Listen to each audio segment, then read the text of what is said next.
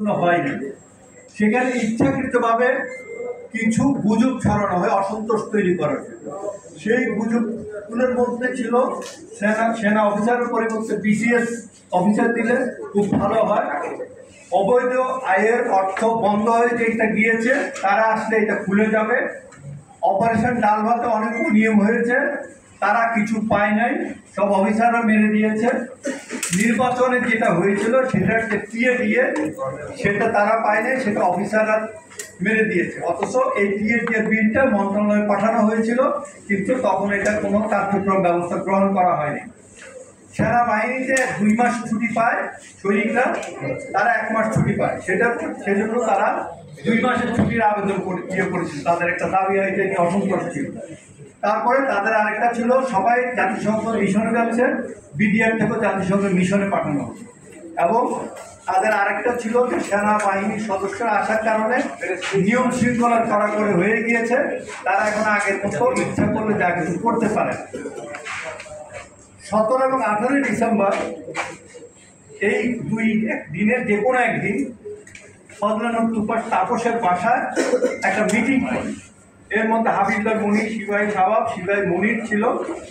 এবং নির্বাচনের আগে আরেকটা মিটিং করে সুবেদার তোরাব আলী, অবসরপ্রাপ্ত একটি দল, সেখানকার একটি নির্বাচনী অফিসে দেখা করে এবং ফজলানুর তাপসকে নির্বাচনের জিতিয়ে দেওয়ার আশ্বাস দেয় এবং তারপরে বলে যে স্যার আপনাকে জিতিয়ে দেব, আমাদের যে দাবি দাওয়াগুলো আছে সেটা সম্পর্কে আপনি জানেন, সেগুলো আমাদেরকে পূরণের ব্যবস্থা করে দিন।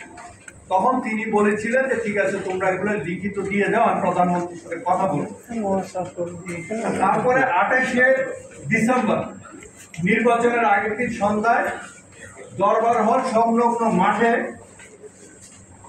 বেশ কয়েকজন সিপাহী পদবীর সৈনিক এবং অজ্ঞাতনামা কিছু বেসামরিক ব্যক্তিবর্গ, যাদের নাম আমরা উদ্ধার করতে পারি নাই, তারা সেখানে একটা মিটিং করে এবং মিটিংয়ের কারণ ছিল যে তাদের সেই দাবি দেওয়া সেটা নিশ্চিত করতে হবে।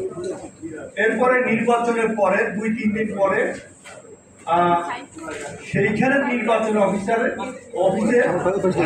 ফজলুল তাপসের, তখন এমপি হয়ে গিয়েছেন, অর্থাৎ একটা জিগাতলার স্কাই স্টার জায়গায় ওখানে নির্বাচন অফিস ছিল, সেইখানে ফজলুল তাপসের সাথে দেখা করে এবং তাদের দাবি দেওয়া আবার পুনঃস্থাপন করে।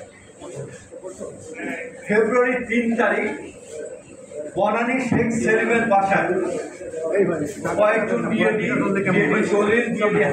হাবিলদার মনির সহ আরো বেশ কয়েকজন তারা দেখা করে এবং শেখ সেলিমকে তাদের দাবি দেওয়ার ব্যাপারে জানায় এবং শেখ সেলিম বলেন যে আমি ব্যাপারটা দেখো, তোমরা এটা লিখিত আমাকে দিয়ে দাও। তারপর এর মধ্যেই চলতে থাকে সেখানে উস্কানিমূলক তথ্য, গঠন সহ আরো বেশ কিছু সিনিয়র দেশীয় বিডিআরের ভিতরে বিভিন্ন জায়গায় বলতে থাকে যে তোমাদের প্রতি অবিচার করা হচ্ছে, তোমরা অনেকে এর সাথে জড়িত ছিল। অবসরপ্রাপ্ত কিছু জ্যেষ্ঠ দেশীয় এবং এনসিও তারা বলতে থাকে যে দেখো, আমাদের সময় আমরা অনেক জায়গায় উসুরি কামাই